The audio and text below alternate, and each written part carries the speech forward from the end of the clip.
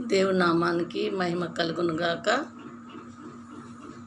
ప్రియ బిడ్డలందరికీ నా హృదయపూర్వక వందనాలు చెల్లించుకుంటున్నాను. మరి నేను గత వారం నుండి ప్రకటన గ్రంథం నుండి మాట్లాడుతున్నాను. ఎందుకంటే చివరి దినాలలో ఉన్నాం కాబట్టి, మరి అంత్య దినాలలో ఏం జరుగుతుందో ప్రకటన గ్రంథంలో పరిశుద్ధాత్మ దేవుడు రాపిచ్చాడు కాబట్టి మనం తెలుసుకొని ఉండాలని నేను 1వ అధ్యాయం నుండి చదువుతున్నానండి. మరి మీరు కూడా శ్రద్ధతో చదవాలని, భయభక్తులతో ఉండాలని నేను ప్రార్థిస్తున్నాను. మరి మొన్నటి దాకా 3 వీడియోలు చేశానండి. మరి ఈరోజు 2వ అధ్యాయము 8వ వచనం నుండి చదువుదామండి. దేవుని నామానికి మహిమ కలుగును గాక. 8వ వచనం, 2వ అధ్యాయము 8వ వచనం. స్మరణలో ఉన్న సంఘపు దూతకు ఇలాగు వ్రాయుము: మొదటి వాడను కడపటి వాడునున్నయుండి మృతుడై మరల బ్రతికిన వాడు చెప్పు సంగతులేవనగా, నీ శ్రమను దరిద్రతను నేను ఎరుగుదును, అయినను నీవు ధనవంతుడవే. హల్లెలూయా. నీ శ్రమను దరిద్రతను నేను ఎరుగుదును, అయినను నీవు ధనవంతుడివే.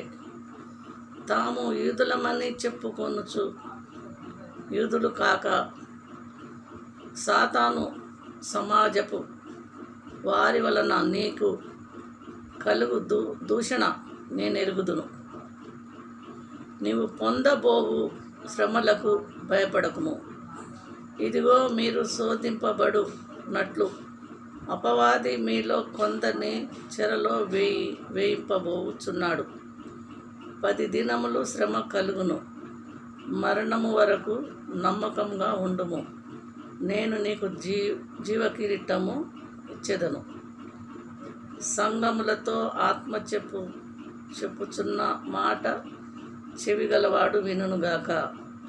జయించువాడు 2వ మరణము వలన ఏ హానియు చెందడు. దేవుడి కొద్ది మాటలు దేవుడు దీవించునుగాక. హల్లెలూయా. మరి దేవుడు ఏమంటున్నాడండి? 8వ వచనం నుండి స్వర్ణ సంఘానికి చెప్తున్నాడు. మృతుడనైతిని కానీ జీవించున్నాను అంటుండు దేవుడు. మరి మనమంట శ్రమను దరిద్రతను, మన శ్రమలను, మన దరిద్రతను దేవుడు ఎరిగి ఉన్నాడట. ఆయనకు అన్నీ తెలుసు అంటున్నాడు ఇక్కడ. మనము పడే బాధలు దేవునికి తెలియవని అనుకోవద్దు. ఈ వాక్యాన్ని బట్టి చూస్తే నాకు తెలుసు అంటున్నాడు. అపవాది మీలో కొంతమందిని చెరలో వేయబోతున్నాడని చెప్తున్నాడు దేవుడు ఇక్కడ సంఘంతో. నిజమే, ఈ రోజులలో అలాగనే ఉందండి. మరి అపవాది వానికి సమయం లేదు కాబట్టి ఒక్కొక్కలకు ఒక్కొక్క శ్రమలు కలుగజేస్తున్నాడు. అందరికీ ఒకటే శ్రమ కాదండి. ఎందుకంటే వానికి సమయం లేదు కాబట్టి ఏదో ఒక రకంగా లోకంలో కలపాలని వాందనమాట. ఎంత శ్రమలు వచ్చినా మనం భయపడవద్దు. ఇక్కడ ఒకటే మాట అన్నాడు, నేను ఎరుగుతును.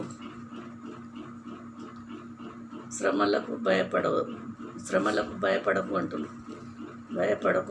శ్రమలకు భయపడకుము అంటుడు. దేవుని నామానికి మహిమ కలుగును గాక. ఏమంటుండండి మన దేవుడు?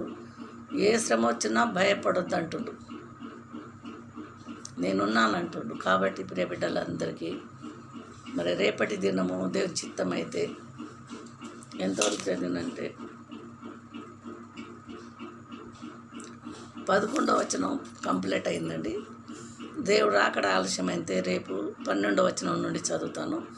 2వ అధ్యాయము ప్రకటన గ్రంథం 8 నుండి 11 వరకు చదివినాను.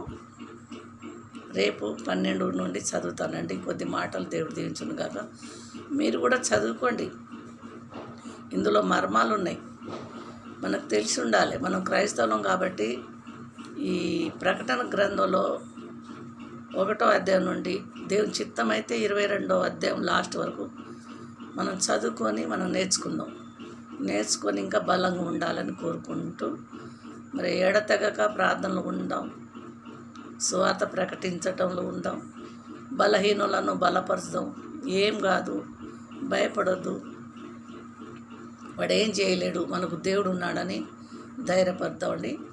మీరు కూడా అనేక మందిని ధైర్యపరచండి, బైబిల్ చదవండి, ముఖ్యంగా షేర్ చేయండి, బెల్ కొట్టండి, లైక్ చేయండి, సబ్స్క్రైబ్ చేయండి, అనేక మందిని పంపించండి వీడియోలు. వందనాలండి, ఉంటాను. నేను మీకోసం అయితే ప్రార్థన చేస్తున్నాను, నా కోసం కూడా ప్రార్థన చేస్తారని నమ్మొచ్చు. ఈ కొద్ది మాటలు దేవుడు దీవించును గాక. ఆమేన్. వందనాలండి.